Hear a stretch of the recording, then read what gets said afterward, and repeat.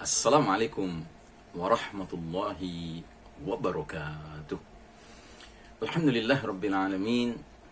Wassalatu wassalamu ala ashrafil anbiya'i wal mursalin Sayyidina Muhammadin wa ala alihi wa ashabihi ajma'in. Faqala Allah ta'ala fi kitabihil karim ba'da a'udzu billahi minasyaitonir rajim.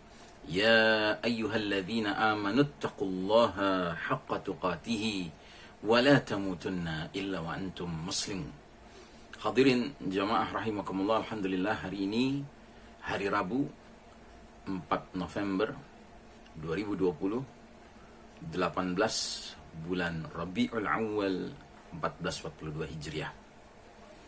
Kita lanjutkan bahasan kita mengenai orang-orang yang dicintai Allah Ta'ala sebagai salah satu kriteria dari jundullah, prajurit Allah, yang disebutkan dalam surah Al-Ma'idah ayat 54. Ya ayyuhalladzina amanu may yartadda minkum an dinihi fasawfa ya'tillahu biqaumin yuhibbuhum wa yuhibbunah. Hai orang-orang beriman, barang siapa di antara kalian murtad dari agamanya, dari dinnya, dari al-Islam ini, maka kelak Allah datangkan suatu kaum, suatu generasi yang memiliki ciri-ciri tertentu, dan ciri yang paling pertama yuhibbuhum wa yuhibbunah. Allah mencintai mereka dan mereka pun mencintai Allah. Ya. Kita sudah membahas beberapa kriteria orang-orang yang dicintai Allah. Hari ini kita akan bahas dua kriteria insyaallah taala. Yang pertama, orang-orang yang dicintai Allah taala adalah orang-orang yang mengerjakan keringanan dari Allah Subhanahu wa taala. Dalam hal ini Ibnu Umar radhiyallahu anhuma berkata bahwasanya Rasulullah sallallahu alaihi wasallam bersabda, "Innallaha yuhibbu an tu'ta rukhsuhu kama yuhibbu an tu'ta azaimuhu." Sesungguhnya Allah menyukai, mencintai apabila rukhsah, keringanan dari Allah dilaksanakan, sebagaimana Allah menyukai ketika kewajiban-kewajiban dari Allah dilaksanakan. Hadis sahih riwayat Ibnu Hibban. Jadi saudaraku rahimakumullah, kita tahu di dalam syariat ini ada rukhsah, ada keringanan-keringanan yang Allah berikan kepada siapapun hambanya yang ketika akan mengerjakan suatu kewajiban ternyata ada penghalang pada dirinya untuk secara penuh mengerjakan kewajiban itu. Contoh ketika sakit atau ketika dalam safar. Nah, kita lihat dulu beberapa kalamullah, firman-firman Allah yang semakin mendukung hal ini. Innallaha bin nasi la raufur rahim, surah Al-Baqarah 143. Sesungguhnya Allah Maha Pengasih lagi Maha Penyayang kepada manusia. Kemudian surah Al-Baqarah lagi 185, yuridullahu bikumul yusra wa la yuridu bikumul usr. Allah menghendaki kemudahan bagi kalian dan tidak menghendaki kesukaran, kesulitan bagi kalian. Dalam surah Al-Hajj ayat 78, Allah Ta'ala berfirman, وَمَا جَعَلَ عَلَيْكُمْ فِي الدِّينِ مِنْ حَرَجٍ.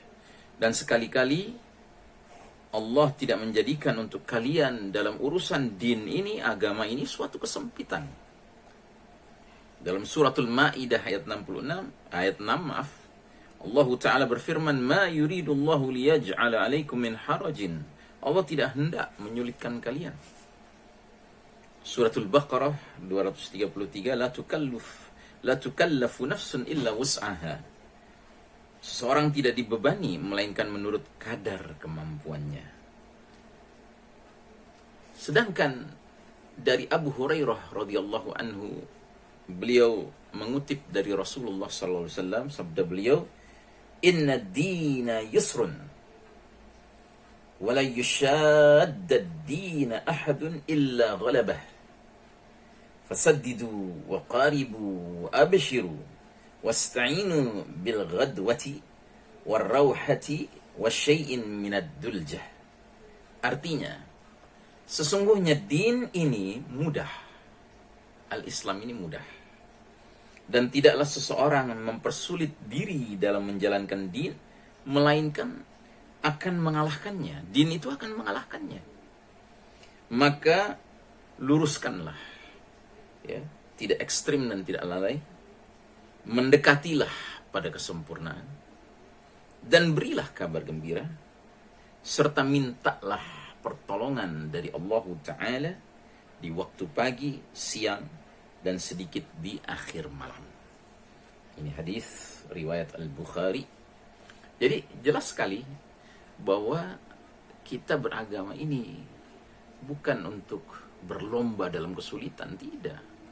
Bahkan Allah menyukai hamba-hambanya yang ketika Allah berikan rukhsah, keringanan-keringanan, dia mau memanfaatkannya, dia melaksanakannya. Itu dicintai orang seperti itu. Ada lagi hadis dari Abu Hurairah radhiyallahu anhu. Ia berkata bahwasanya Rasulullah sallallahu alaihi wasallam telah bersabda, "Idza amartukum bisyai'in fa'tu minhu mastata'tum. Wa idza nahaitukum 'an syai'in fad'uhu." Apabila aku, kata Nabi, telah memerintahkan sesuatu pada kalian, laksanakanlah menurut kemampuan kalian. Dan apabila aku telah melarang sesuatu dari kalian, maka tinggalkanlah. Hadis riwayat Imam Muslim. Ya. Jadi saudaraku rahimakumullah, kita tahu misalnya, kalau kita dalam safar, dalam perjalanan, dan sudah melewati batas, ya, hitungan berhak untuk mengqasar salat, ya, meringankan, memendekkan salat, seperti zuhur 4 rakaat menjadi 2 rakaat, asar 4 rakaat menjadi 2 rakaat, isya pun demikian 4 rakaat menjadi 2 rakaat.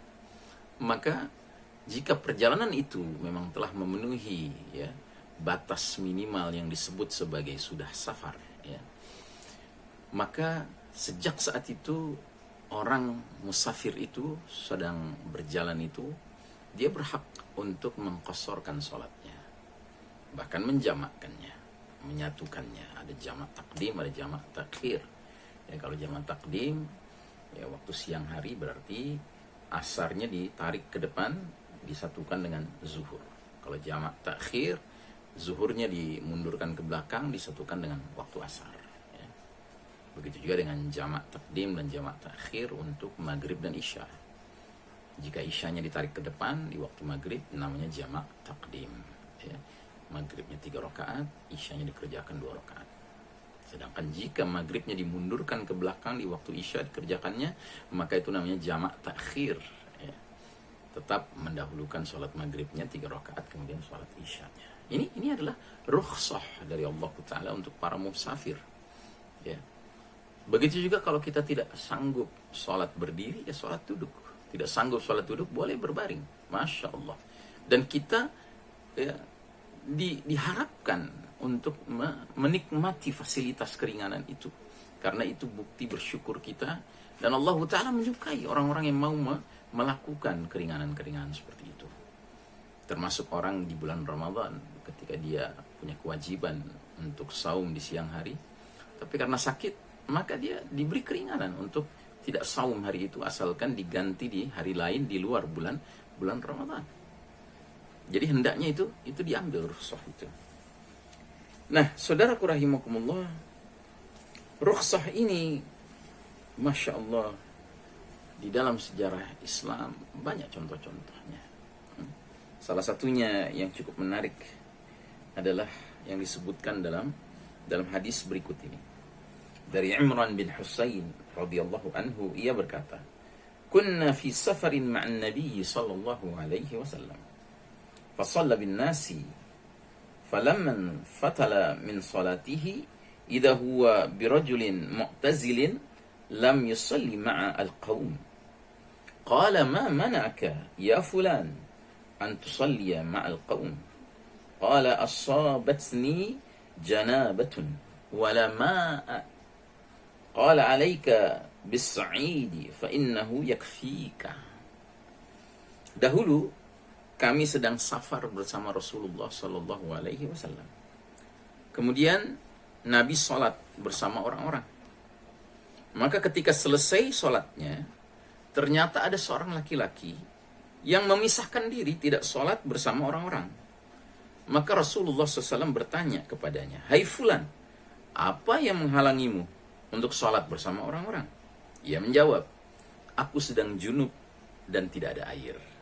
Maka Nabi bersabda, "Pergunakanlah tanah, karena itu cukup bagimu." Masya Allah Ta'ala. Hadis riwayat ya, Abu Dawud. Ya. Jadi saudaraku rahimakumullah, demikianlah Islam itu mengajarkan agar kita mengambil rukhsah yang diberikan. Kalau tidak bisa berwudu atau mandi junub karena tidak ada air, kita bisa tayamum. Ya. Jadi begitulah Islam ini ajaran yang benar-benar sesuai fitrah manusia. Allah Ta'ala maha mengetahui bahwa manusia itu memiliki ya, syakilah yang berbeda-beda, kondisi yang berbeda-beda. Kullun ya'malu ala syakilatih. Maka tiap-tiap orang hendaknya beramal sesuai dengan kondisi yang dia hadapi. Kalau kondisinya dia sedang tidak fit, maka dia berhak untuk mengambil rukhsah dan melaksanakannya. Dan itu dicintai oleh Allah Ta'ala. Bukan karena dia mengambil rukhsah kemudian Allah menjadi menilainya sebagai kurang di dalam beribadah, tidak. Ya, itu justru menunjukkan orang itu faham. Ya, sudah barang tentu yang tidak dibenarkan adalah meringan-ringankan. Sebenarnya sehat tapi kemudian mengakunya sakit. Ya, ini namanya mengada-ada. Ya, ini namanya babnya sudah berbeda. Ini babnya ketidakjujuran, tidak sidq. Ya. Baik. Kemudian dalam hadis yang lain lagi disebutkan, ihtalamtu fi lailatin baridah. Ini dari Amr bin As radhiyallahu anhuma, ia berkata, ihtalamtu fi lailatin baridatin fi ghazwati dhatis sulasil fa ashfaqtu in ightasaltu an ahlik فتيممت ثم صليت بأصحابي الصبح فذكروا ذلك للنبي صلى الله عليه وسلم فقال يا عمرو صليت بأصحابك وأنت جنب فأخبرته بالذي منعني من الاغتسال وقلت إني سميت الله يقول ولا تقتلوا أنفسكم إن الله كان بكم رحيما فضحك رسول الله صلى الله عليه وسلم ولم يقل شيئا. Ya, hadis riwayat Imam Abu Dawud, sahih. Kata Amr bin As radhiyallahu anhu, aku telah bermimpi, mimpi orang dewasa, pada suatu malam yang dingin ketika perang Zatus Sulasil. Maka aku takut binasa jika aku mandi, maaf ya. Kemudian aku bertayamum, lalu sholat subuh bersama sahabat-sahabatku. Kemudian mereka memberitahukan hal itu kepada Nabi SAW. Maka Nabi bersabda, "Hai Amr, benarkah engkau telah sholat bersama sahabat-sahabatmu dalam keadaan junub?" Maka aku beritahu kepada Nabi SAW apa yang menghalangiku dari mandi. Dan aku katakan, sesungguhnya aku telah mendengar firman Allah Ta'ala, dan janganlah kalian bunuh dirimu, sesungguhnya Allah adalah Maha Penyayang kepadamu. Surat An-Nisa ayat 29. Maka Rasulullah SAW tertawa dan tidak mengatakan sesuatu pun. Ya, jadi isyarat Nabi tertawa mengindikasikan bahwa Nabi pun tidak menganggap itu suatu kesalahan. Itu justru sikap yang tepat yang menyebabkan Amr bin As ya, dengan mengambil rukhsah itu insyaallah dicintai Allah Ta'ala, disukai Allah Ta'ala. Ya. Kemudian yang kedua, mereka yang dicintai Allah Ta'ala adalah orang-orang yang memberi kemudahan. Ya. Dari Abu Hurairah radhiyallahu anhu bahwasanya Rasulullah SAW telah bersabda, Innallaha yuhibbu samhal bai'i, samhal syira'i, wa samhal qada'i. Artinya, sesungguhnya Allah Ta'ala mencintai, menyukai kemudahan dalam penjualan, dalam pembelian, dan dalam pemenuhan hutang. Masya Allah Ta'ala. Ini hadis sahih riwayat Tirmidzi. Jadi tiga aktivitas ini disebutkan secara spesial, yaitu kemudahan dalam membeli, dalam menjual, dan dalam memenuhi hutang, membayar hutang. Ya. Di tempat lain disebutkan lagi oleh Nabi di dalam menagih hutang, ya, dalam mengambil hutang. Jadi baik orang yang berhutang maupun orang yang berpiutang, ketika orang yang berhutang hendak membayar ya hutangnya, hendaknya dia mudahkan. Begitu juga orang yang berpiutang ketika hendak menagih haknya, hendaknya juga dengan kemudahan. Ketika jual beli, hendaknya juga demikian. Janganlah seseorang itu ingin membeli sesuatu tapi terlalu rewel, terlalu cerewet di dalam menawar, ya. Sebagaimana juga seseorang yang ingin menjual sesuatu, jangan terlalu menahan diri untuk memasang harga yang terlalu tinggi. Ya. Allah Ta'ala menyukai hamba-hambanya yang di dalam jual beli itu cenderung memudahkan, dalam hutang piutang cenderung memudahkan, ya. Bahkan sampai ya disebutkan ya bahwasanya orang yang berpiutang ketika kemudian dia menagih, kemudian orang yang berhutang itu menunjukkan kondisi yang sedang sukar, sedang sulit, maka dia jika kemudian menunda penagihan hutangnya, itu dicintai oleh Allah Ta'ala, itu disukai oleh Allah Ta'ala, ya. Nah, jadi saudaraku rahimakumullah, ini disebutkan dalam suratul Baqarah ayat 280. Wa in kana dzu usratin fanaziratun ila maisarah wa an tasaddaqu khairul lakum in kuntum ta'lamun. Dan jika orang yang berhutang itu dalam kesukaran, maka berilah tangguh sampai dia berkelapangan, dan menyedekahkan sebagian atau semua hutang itu lebih baik bagimu jika kamu mengetahui. Ya, Masya Allah. Jadi jika ada orang yang berpiutang, ya, kemudian dia menagih, lalu dia melihat gelagat bahwa yang ditagih ini masih kesulitan, ya, jika dia memberikan tenggang waktu lagi, itu sudah sesuatu hal yang baik di mata Allah Ta'ala, ya. Tetapi jika dia bahkan menyedekahkannya, dia menganggap sudahlah balas, ya, sudah kita lupakan, saya putihkan saja, ya kan, maka ini lebih baik di mata Allah Subhanahu wa Ta'ala. Saudaraku rahimakumullah, semoga kita benar-benar dimasukkan ke dalam hamba-hambanya yang mendapatkan kecintaan Allah Ta'ala karena kita gemar memenuhi rukhsah keringanan-keringanan yang Allah berikan dalam urusan din ini, dan juga karena kita gemar memudahkan urusan jual beli, urusan hutang piutang, ya. Karena itulah ya Allah Ta'ala akan juga memberikan kemudahan kepada kita di hari berbangkit kelak nanti, ya.